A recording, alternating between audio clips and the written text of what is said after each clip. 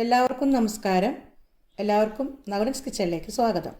ഇന്ന് ഞാനിവിടെ തയ്യാറാക്കാൻ പോകുന്നത് വളരെ വ്യത്യസ്തമായ ഒരു ബിരിയാണിയാണ്. ബ്രൊക്കോളി കൊണ്ടൊരു ബിരിയാണിയാണ് തയ്യാറാക്കാൻ പോകുന്നത്. അതെങ്ങനെയാണ് തയ്യാറാക്കുന്നത് നോക്കാം. അതിനു മുൻപേ ആദ്യമായിട്ട് ഈ ചാനൽ കാണുന്നവരുണ്ടെങ്കിൽ സബ്സ്ക്രൈബ് ചെയ്യാനും ബെല്ലൈക്കൺ ക്ലിക്ക് ചെയ്യാനും ഒന്നും മറക്കരുത്. ബ്രൊക്കോളി 1 നല്ലപോലെ കഴുകി വൃത്തിയാക്കി കഷ്ണങ്ങളാക്കിയത്, പച്ചമുളക് 4. ഇനി വേണ്ടത് ഉള്ളിത്തണ്ട് അല്ലെങ്കിൽ ബീൻസ്. ഇത് ഞാൻ 4 തണ്ട് ഉള്ളിത്തണ്ട് അരിഞ്ഞ് വെച്ചിട്ടുണ്ട്, ചെറുതായി അരിഞ്ഞെടുക്കണം. സവാള അരിഞ്ഞത് ചെറുത് 2 എണ്ണം.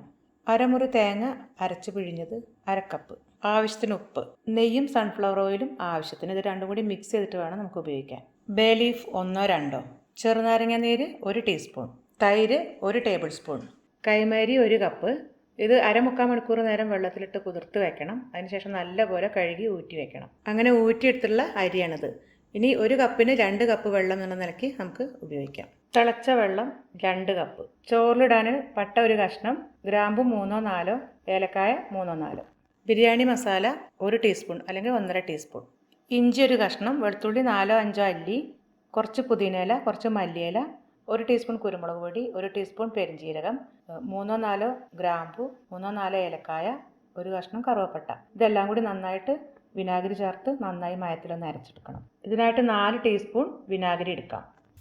ഇനി നമുക്ക് അരി വെക്കാനായിട്ട് ചെറിയ ഒരു പാത്രം ചൂട് കട്ടിയുള്ള എടുക്കാം. പാത്രം ചൂടായിട്ടുണ്ട്.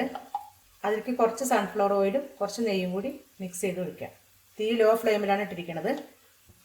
ഇനി ഇതിലേക്ക് ഗ്രാമ്പു, പട്ട, ഏലക്കായ ഒക്കെ ഇട്ട് കൊടുക്കാം. അതൊന്ന് മൂത്തതിന് ശേഷം നമുക്ക് അരി ഇടാം. അത് മൂത്തിട്ടുണ്ട്. ഇനി നമുക്ക് അരി ഇട്ട് കൊടുക്കാം.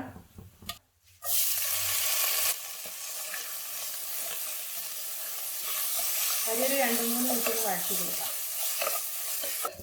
ഇനി ആവശ്യത്തിന് ഉപ്പിട്ട് കൊടുക്കാം.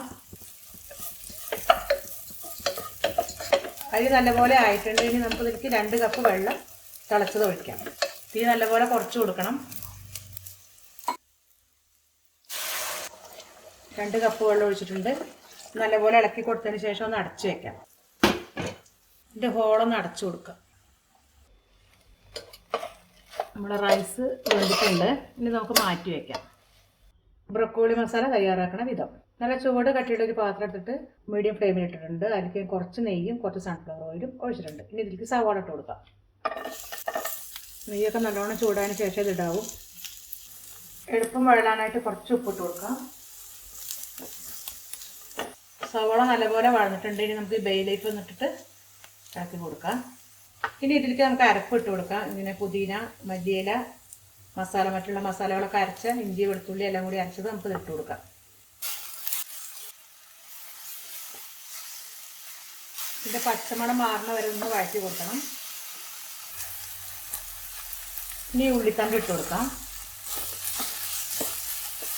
കുറച്ച് ഉപ്പ് കൂടി ഇട്ട് കൊടുക്കാം. പച്ചമുളക് ചതച്ചും കൂടി ഇത് ചേർക്കണം. ഇത് ആദ്യം ചേർത്താലും കുഴപ്പമൊന്നുമില്ല. നല്ലപോലെ വഴറ്റുക. ഇനി ഇതിൽ കുറച്ച് ചെറുനാരങ്ങ നീര് ഒഴിച്ചു കൊടുക്കുക. കുറച്ച് തൈര് ഒഴിച്ചു കൊടുക്കുക. ഇനി കുറച്ച് തക്കാളി. ഇത് ഓപ്ഷണലാണ്. ഇത് ഇൻഗ്രീഡിയൻസിൽ പറഞ്ഞിട്ടില്ല. നമുക്ക് ആവശ്യമില്ലെങ്കിൽ ഇടണമെന്നില്ല കേട്ടോ. ഇനി ഇതിലേക്ക് തേങ്ങാപ്പാൽ ഒഴിച്ചു കൊടുക്കുകയാണ്. നല്ലപോലെ ഇളക്കി കൊടുക്കുക. അതിനുശേഷം ബ്രൊക്കോളി അതിലേക്ക് ഇട്ട് കൊടുക്കുക.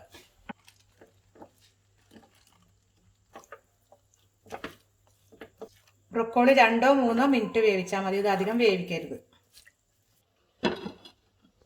ബ്രൊക്കോളി വെന്തിട്ടുണ്ട്. ഇപ്പോൾ ഒരു 4 മിനിറ്റ് ആയിട്ടുണ്ട്. ഇനി നമുക്കിത് ഓഫ് ചെയ്യാം. ഇനി നമുക്ക് ചുവട് കട്ടിലൊരു പാത്രത്തിൽ ദം ഇട്ട് കൊടുക്കാം. കുറച്ച് നെയ്യ് ഒഴിച്ചെടുത്തിട്ടുണ്ട്. അതിൻ്റെ മേലെ ചോറിട്ട് കൊടുക്കുക. കുറച്ച് മല്ലിയില, പുതിനയിലൊക്കെ വിതറി കൊടുക്കുക. ഇനി ബ്രൊക്കോളി മസാല ഇതിൻ്റെ മുകളിൽ ഇടുകയാണ്. ഇനി കുറച്ച് ചോറിട്ട് കൊടുക്കാം.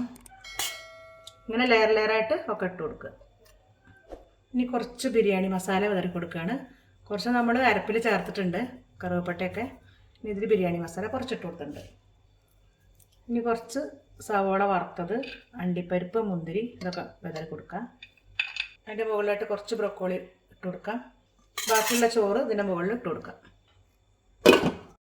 ഇനി പഴയൊരു പാൻ ഇത് ചൂടായിട്ടുണ്ട്. ഇനി ഇതിൻ്റെ മുകളിൽ ഇത് വെച്ച് കൊടുക്കാം.